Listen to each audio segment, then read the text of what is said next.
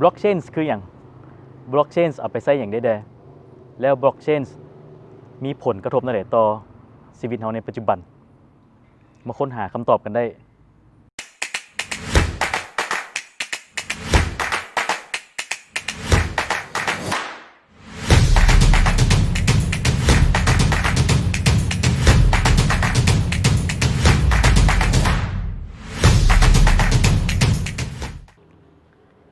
สบายดีท่านผู้ชมที่เคารพข้าพเจ้าปอพรประดิษฐ์ภูมิวงศ์เนาะจะมาเว่าเรื่องให้ท่านรู้จักกับเกี่ยวกับบล็อกเชนเนาะที่นำใช้ในปัจจุบันเรา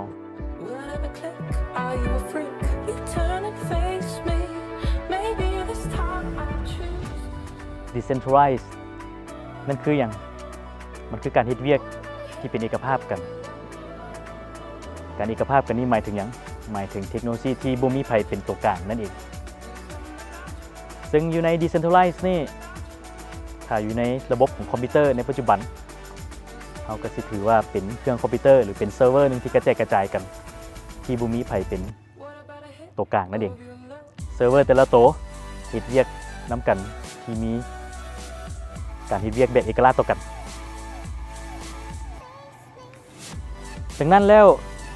ข้อดีของ Decentralized ถ้ามาใช้ในเรื่องของฐานข้อมูลมันจะดีอย่างไรนั่นก็คือถ้ามาเฮ็ดเวียกในเรื่องของการจัดการฐานข้อมูลมันก็หมายถึงการกระจายของข้อมูลไปในทั่วทุกสารทิศหรือเซิร์ฟเวอร์ทุกตัวที่เฮ็ดเวียกในเอกภาพกันจะมีข้อมูลคือกันทั้งหมดเลย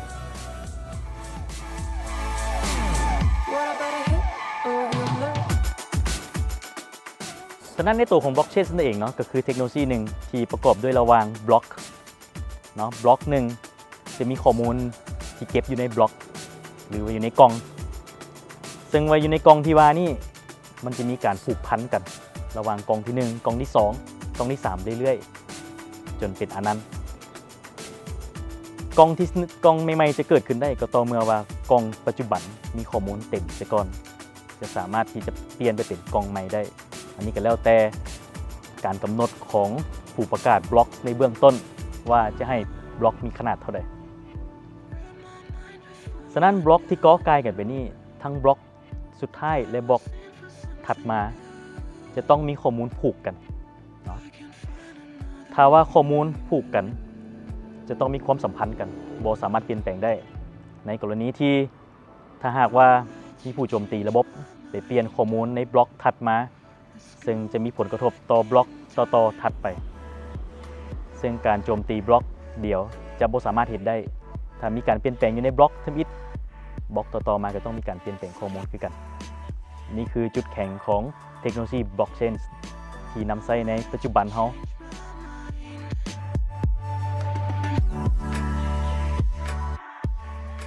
เทคโนโลยีบล็อกเชนนี่ผู้ทำมิตรที่สร้างมีนามว่าซาโตชิ นากาโมโตะซึ่งเป็นคนนำเอาเทคโนโลยีบล็อกเชนมาใช้เกี่ยวกับทางด้านการเงินในการโอนหรือเอิ้นง่ายๆว่าบิตคอยน์การโอนในแต่ละครั้งนี้จะมี2คนนั่นก็คือผู้รับและผู้ส่งซึ่งการส่งแต่ละครั้งนี้จะใช้ตัวสื่อกลางที่เอิ้นว่าคอมพิวเตอร์นั่นเองซึ่งคอมพิวเตอร์ในทั่วโลกนี้จะเฮ็ดเวียกร่วมกันในการยืนยันธุรกรรมที่เกิดขึ้นระหว่าง2คน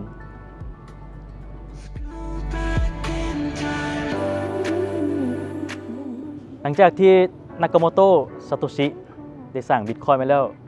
ก็ยังมีเทคโนโลยีบล็อกเชนอื่นๆที่นำใช้เทคโนโลยีของเราพัฒนาต่อก็มีหลายๆคนอย่างต้นแมน วิทาริกชาวรัสเซียที่นำใช้เทคโนโลยีบล็อกเชนที่บรรจุโค้ดโปรแกรมมิ่งเข้าไปซึ่งเรียกว่า Smart Contract ซึ่ง Smart Contract นี่มีประโยชน์หลายซึ่งเรามาใช้กับในเรื่องของการประกอบสัญญาซึ่งสัญญานี้เรียกว่าสัญญาอัจฉริยะหรือเรียกเป็นภาษาอังกฤษคือ Smart Contract หลังจากที่วิทาริกได้เฮ็ดในเรื่องของ Smart Contract ออกมาแล้วก็มีหลายๆเจ้าที่พัฒนาในเรื่องของเทคโนโลยีบล็อกเชนจะเป็นพันๆเจ้าที่เอามาใช้ในจุดประสงค์ที่คือกันแต่แตกต่างกันไป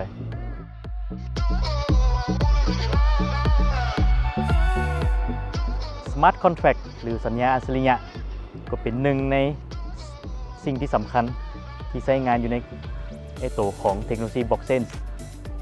ซึ่ง Smart Contract สัญญานี่แม่นอย่างแม่นการเขียนโปรแกรมมิ่งลงไปในเรื่องของ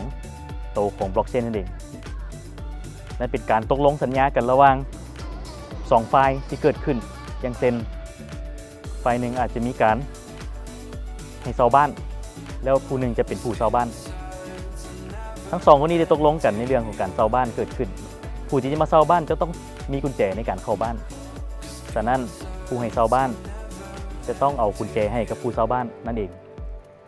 ซึ่งผู้เช่าบ้านจะต้องมีการจ่ายชำระเงินในการเช่าบ้านแต่ถ้าหากว่าเมื่อใดที่ผู้เช่าบ้านบ่จ่ายเงินให้กับผู้ที่ให้เช่าบ้าน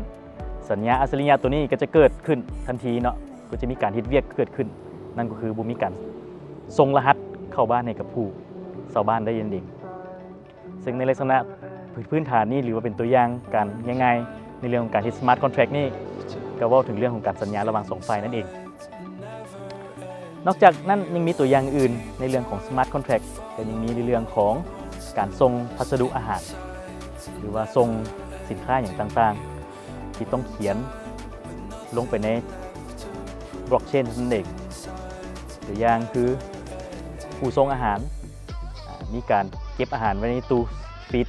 หรือว่าอยู่ในรถของตัวเองแล้วมีการกำหนดในเรื่องของอุณหภูมิรักษาอาหารแต่ถ้าเมื่อใดว่าการขนส่งเกิดขึ้นแล้วอุณหภูมิอยู่ในรถตู้อาหารมีการลดลงเฮ็ดให้อาหารบ่ได้คุณภาพสัญญาอัศริยะคอนแทคก็สามารถเฮ็ดเวียกได้คือกันนั่นก็คือบ่รับสินค้าจากผู้ส่งนั่นเอง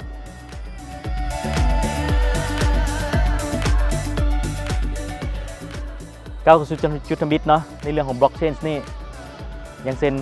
ปัญหาหลายๆอย่างที่เกิดขึ้นในปัจจุบันที่เราเห็นกันอยู่นั่นก็คือเรื่องของการจัดการบัญชีบ่ว่าจะเป็นบัญชีที่ประกอบด้วยการใช้งานในเรื่องของการธุรกรรมอย่างเช่น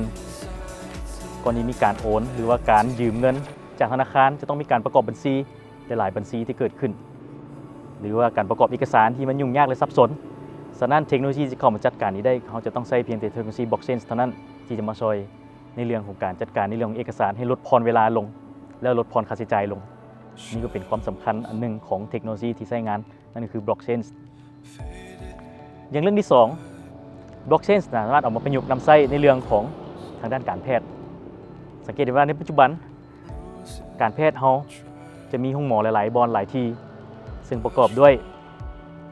เอกสารต่างๆที่คนเจ็บจะต้องได้ลงทะเบียนทุกๆครั้งฉะนั้นถ้าคนเจ็บมีการเคลื่อนย้ายหรือว่าเปลี่ยนห้องหมอการประกอบเอกสารก็จะเกิดขึ้นอีกนั่นก็สามารถเฮ็ดให้เสียค่าใช้จ่ายในการประกอบเอกสารที่เกิดขึ้นเป็นจำนวนหลวงหลายอย่างมหาศาล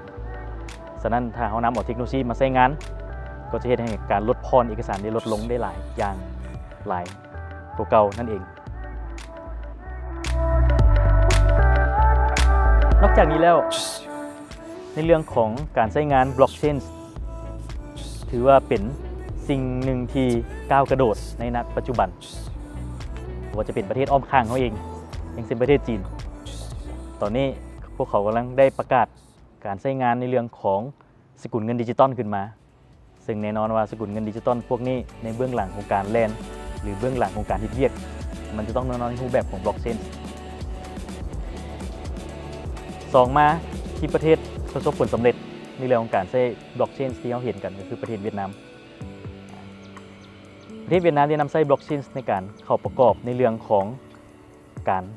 ค้าขายหรือการขายสินค้าหรือการรีวิวสินค้า